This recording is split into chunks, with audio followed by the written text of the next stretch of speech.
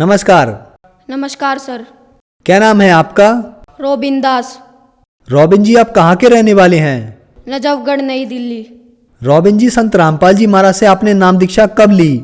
मैं बचपन से ही संत रामपाल जी महाराज से जुड़ा हुआ। मेरे माता पिता जी ने पहले से ही संत रामपाल जी महाराज से नाम दीक्षा ले रखी। उसके बाद मैं जब 5 वर्ष का हुआ, मेरे को जब प्रथम नाम मिला। रॉबिन, अभी आपकी कितनी उम्र है? 11 साल। रॉबिन, संत रामपाल जी महाराज से नाम दीक्षा लिए हुए आपको 6 साल हो चुके हैं। तो क्या जो संत रामपाल जी महाराज से आपने नाम दीक्षा ली, उस नाम दीक्षा की कोई भक्ति साधना भी की? हाँ, मैंने उसकी भक्ति साधना की और मेरे को उसका फल भी मिला। तो जो आपने भक्ति साधना संत रामपाल जी महाराज से नाम दीक्षा लेने के बाद की, उससे आपको क्या फल मिला? बचपन में मैं बहुत ज़्यादा बिस्किट खाता था, तो उनके कारण मेरे यहाँ पे मैदा जम गया। तो फिर मैं 1 महीने हॉस्पिटल में एडमिट रहा। तो फिर डॉक्टर बोले कि इसका मैदा तो निकल जाएगा, पर इसके यहाँ पे पेन रहेगा। तो फिर मैं 1 महीने हॉस्पिटल में रहा। मैंने संत रामपाल जी महाराज से प्रार्थना भी की और गुरुजी बोले बेटा ठीक हो जाएगा। तो फिर 1 महीने बाद मेरा वो मैदा भी निकल गया और मेरे को उसके बाद आज तक जो डॉक्टर कहते थे कि मेरी छाती में पेन रहेगा, वो उस दिन से लेके और आज तक कभी नहीं हुआ। और एक ये लाभ हुआ कि मैं एक दिन मेरे को सपने में काल दिखाई दिया। मेरे को बोला कि नहीं है, मैं तेरे को खाऊंगा, भाग, तू कहाँ भागेगा। तो मैंने प्रथम नाम का जाप किया जो मेरे गुरुजी संत रामपाल जी महाराज ने दे रखा है। तो फिर गुरुजी आए एकदम से।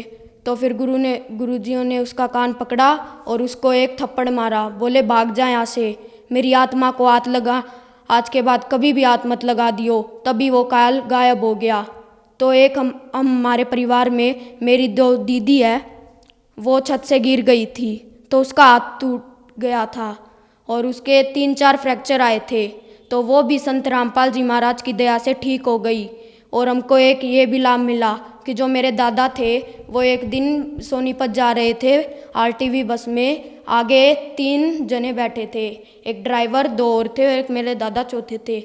तो एक्सीडेंट हो गया ट्रक से। तो फिर दादा को गुरुजी दिखाई दिए।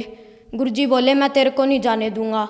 तो फिर दादू ही उठे थे उस बस में, जो आगे 3 बैठे थे उनकी मौत हो चुकी थी। तो फिर आज मेरे दादा बिल्कुल स्वस्थ है। एक हमको ये लाभ मिला और मेरे को परमात्मा मिल गए। सबसे बड़ा मेरे को ये लाभ मिला और मेरे को शास्त्रों अनुकूल भक्ति साधना मिल गई। और मैं जब छोटा था 4-5 साल का, तो मेरी मम्मी एक दिन काम कर रही थी और मम्मी ने कार्टून चला रखे थे और मम्मी काम करने लग रही थी।